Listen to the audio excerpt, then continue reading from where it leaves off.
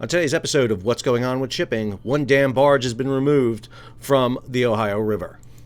Hi, I'm your host, Sal Mercogliano. Welcome to today's episode. So I want to give you an update on what is going on in and around Louisville, not Louisville, as I've been told, and updates from the mayor's talk and what happened to cause this incident and what's being done on the salvage. So if you're new to the channel, hey, take a moment, subscribe to the channel, hit the bell so you'll be alerted about new videos as they come out. All right, let's go ahead and jump into this. This is the image of one of the three barges being removed.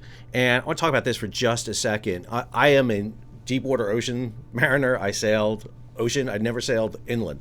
So if I say something wrong, I apologize. I do my best to learn the vernacular, but all shipping has its very unique little terms. So what happened here was three barges, and I'm going to go back to why this happened in a minute. Three barges broke loose and got themselves pinned against the McAlpine Dam. And what they did is they brought in two towboats. These are towboats, not tugboats, towboats. They brought in two towboats, and what's really interesting here is how they are married together, bow to bow. And you may be asking why they do that. They are coming down with the current coming towards the dam, so from the top left corner here toward the bottom. And if you come in with just one towboat, there is a danger that if you lose propulsion or if you get sideways, the towboat will wind up in the dam. So what they do is they marry up the two towboats bow to bow, flat to flat. They're push boats, towboats on the inland waterways. So they marry them up bow to bow, and what that gives them is propulsion at both ends along with rudders, so they can push and pull, so that when they're coming down river with the current, the larger the towboats here can push back and provide a stability force.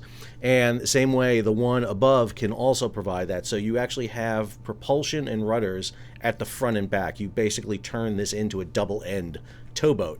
And that's exactly what they did here. They were able to grab one of the barges. Now, this is one of the grain barges. This is a hopper barge, and the reason you can tell it's a hopper barge is because of the lid on that. So this thing is full of corn. This one barge was not exactly pressed up against the dam. This is the reason they can pull it off. If you look at the track, I was able to identify one of these vessels. It was the Chi. So you'll see it move in there toward the dam. This was the vessel that was the closest to you. So it actually went in astern, and then it comes right back out at a very slow speed. So this is just an amazing performance of seamanship ability here. Let me be clear. Having two towboats attached like that and being able to keep, so this is Chi moving in. Now remember, she's moving in stern first. So basically, she's pushing up against the other towboat to keep it from going into the dam. The other towboat is kind of steering and maneuvering. And then once they're hooked up to that barge, it's Chi that's pushing them out, bringing the barge out so that they can get that one of the three barges off. Just absolutely stellar work to the crew of these two towboats. I can't say that enough. I'm always impressed by absolutely spot-on seamanship, and that's what you saw right here. So this is video from WLWT drone footage. And so the barge they pulled off is this one right here. You can see that this barge is not really damaged and it's not up against the dam. If you look at these other barges, the other hopper barge, is right here. You see it low there against the dam. It's being pushed by all that water and force up against the dam. And then behind it is the barge with the methanol on board. And we'll talk about the methanol here in a second. But this is the one barge they pulled up. You can see all the wood and driftwood piling up against the dam right here. And so this barge is the easiest one to get. So they were able to maneuver in down here, hook a tow line to it, and then pull it off back into the stream against the current and withdraw. I'm going to let this play for a second because it gives you a good visual here of the situation and what's going on with the barges. So I'm going to pause it right there. This is the other hopper barge. You can tell by the two roofs. You can tell that. So you see this hopper barge is impaled up against the pylon, which means that it's probably flooded. The side's probably bashed in. Now this is just grain. I believe it's corn on there. So not a pollution issue. Whereas this barge, this is the methanol barge. You can tell by the piping on board. So the methanol barge has 3 compartments on it, 12 1,200 tons or 1,400 tons of methanol, liquid methanol. So it's filled in 3 tanks. They said that, according to the salvage expert from TT Salvage, which I'll talk about in a second, the double bottom was damaged. All these barges tend to have double bottoms so that if they ground and you puncture it, it doesn't go into the cargo, it goes into the void space. That's what they're designed to do. They have not detected any leak from the methanol barge. However, this barge, you can see how it's tilted down right here, and this barge impaled against it. These barges are right in the hydraulic of the dam. So when this water goes over the spillway, it actually creates a turbulent force that wants to pull it down, and it is very hard to pull out from that force. It is extremely difficult. The fear is you may actually flip this barge over if you're not careful, and that would be not what you want to do. But this barge, since it wasn't hung up, was the easiest one to kind of pull free. Go ahead and let this play, give you a little bit more of the images here. You can see the turbulence from this. So one of the things the salvage expert from TT Salvage said is they got to wait for the river level to drop. And the river level is on its way down, but they got to wait for the river level to drop. If the river level drops and they stop getting that hydraulic there and they can lift up the gates for the dam, then they'll be able to form a pool and go in. And what they would want to do with the methanol barge here is not pull the methanol barge out, but pump out the methanol into another barge and then work with moving the empty barge or as little product as possible in there. This barge they got to worry about. You can see the lid popped open here. You can see the grain in there. That's going to be wet grain. I mean, you're flooding the grain, and what you're turning it into is mash, and that is heavy and dense, and you have the potential to sink this barge. So they're going to want to try to lighten that barge, get some of that cargo off.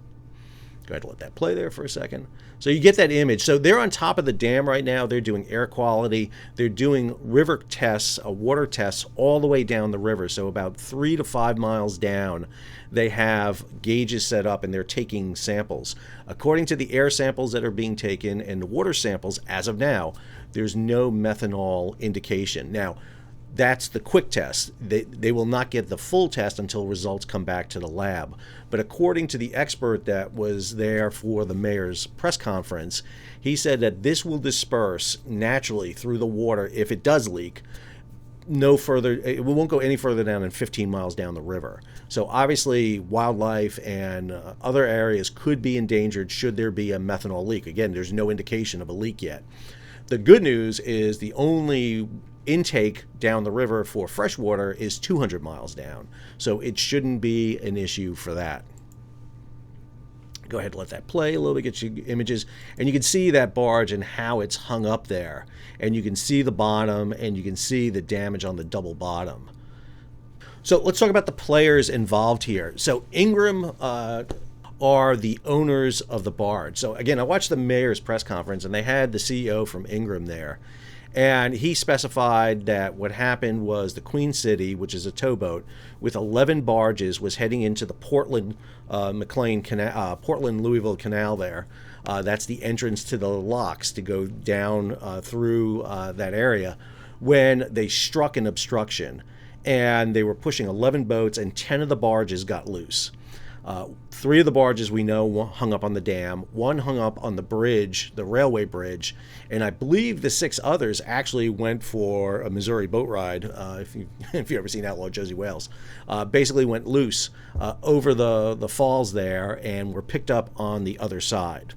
But Ingram owns the barges. Now, the CEO is very careful to say something that while he owns the barges, he doesn't own the towboat, and that's a kind of a little bit of an issue I have with that there. It's a little nitpicky. This is the Ingram site, and one of the things you'll see here is Queen City, and you'll see exactly it is listed for them. Now, what they do is this vessel is actually operated by a ship management company called Inland Marine Services. Shipping companies do this all the time, where companies will have the vessels, whether it's an inland waterway or a commercial ship, operated by another company than the company that owns it. And the idea is to provide some buffer between the companies.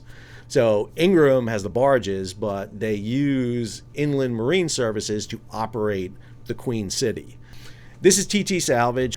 So if you look at this group, pretty well known here in what they do. Very long, extensive history. They do a whole variety of different types of salvage. And when you look at what they do, it is absolutely impressive all around the world. And so they're on site. Their expert was at the mayor's press conference, talked about what they're going to do. So they talked about removing the one barge. And then he said that one of the big things they want to do is wait for those river levels to lower, and then get the products off as much as they can off the barges, and then remove the barges. But the key thing here is safety, is preventing further spill. If there's been any spill, we don't have any indication again of a methanol spill, but keep it contained and do it as safe as possible. I should also note the Coast Guard was there. The captain for the Ohio River Valley District announced that the lock and dam is open again, but they're operating under a high water advisory, so there is extra protection in place there. This is the NOAA site for the Louisville River, and you can see how high the river is. It's slated to head down by about April 1st. It's going to get a drop, but then it's going to come back up. I don't think that's enough of a drop for them to get in and do the salvage. They're probably going to have to wait for this river to drop a heck of a lot further than just this. You may remember I did some videos earlier this year about the low water on the Mississippi and the Ohio. Well, now we've had rains and floods, and now you have the inverse. We got really high waters coming down the rivers. There's only one spot, I think, on the Mississippi right now where there's having any low water issues. So again, a very quick fix here. Finally, I want to show you the situation of how this transpired. So the vessel in question was the Queen City. So this is from Marine Traffic, and this is going to show you the track of the Queen City as she comes down. You'll see her come down right over here from the upper right here. She'll be popping out here in a second. There she is. So she's popping out now. Now she's heading down river, and you'll see her going at about 5 knots heading down river. Now remember, big current. The current is going with this vessel. Now, when you have the current behind you, you go faster, but with water coming behind you, you have less control. This towboat would have all the tow barges, the 11 tow barges, in front of them in a formation, usually about 3 or 4 across, and then 3-4 rows up ahead. So they would be coming in that formation. So they are heading here to the locks. So here's the lock right here. This is the Portland Canal right here. The locks are up here, and what you see right here is a series of obstructions before you come into the canal. Here's Queen City. So we're going ahead and let that play. You'll see the Queen City. Now all we have is the AIS from the Queen City. We don't see the barges. Barges do not have AIS on them. And it's here that we believe she may have had the problem. So you'll see the Queen City slows down to 1 knot and then starts spinning, goes sideways, and comes back out. So here's Queen City coming in about 5.2 knots at that moment. We'll go ahead and let it play here. Comes in, and again, passes very close here to those outer ridges there, that barrier there between the canal and what heads to the dam. So the dam is up here, up in this area right here. There's the railway bridge that goes across. And then what we see is Queen City all of a sudden goes from 5 knots to 1 knot. And now that tells me when a vessel stops that quickly, they hit something. And in this case, what we think happened is this is where the barges hit an obstruction. The barges are lashed together, and then the lashings will give way. Supposedly 10 of the 11 barges broke away. At this point, they would start floating all over the place. You've got a high river coming in behind you. Not sure if this obstruction is actually here or visible, because remember, when you go over here, this part of the island is not visible, so the river is much higher. This Google Earth is taken at a time of low water. So this region right here may not be visible at all. And then what we see is the Queen City kind of trying to maneuver. You see it kind of maneuvering around and then pulling out of that area, trying to chase after some barges, it looks like, grabbing barges and then coming out. But we know that 3 of the barges went through, hung up on the dam. 1 of them hung up on the railway bridge, and we think 6 of them got really loose and went over that area to the right of the dam up here and may have actually gone across. That one I'm not 100% sure about. I've gotten a lot of information, but I know all the barges were grabbed except for them. And so the remaining 2 barges are right now hung up over here. All right, so that's the update on what is happening with the Dam Barges. Sorry, I have to keep saying that. If you've watched Chevy Chase Vacation, you know what I'm talking about. I will keep you up to date, thinking about everybody in the area, of course. Hopefully that methanol remains contained. Happy that the crews have been safe. Really a salute to the 2 crews on the towboat that pulled that one barge out. Just some great seamanship there. If you're new to the channel, hey, take a moment, subscribe to the channel, hit the bell so you'll be alerted about new videos as they come out. Leave a comment, share it across social media, and if you can, support the page. How do you do that? You can hit that super thanks button down below, or you can head on over to Patreon and become a patron of the page. Until our next video, this is Sal, signing off.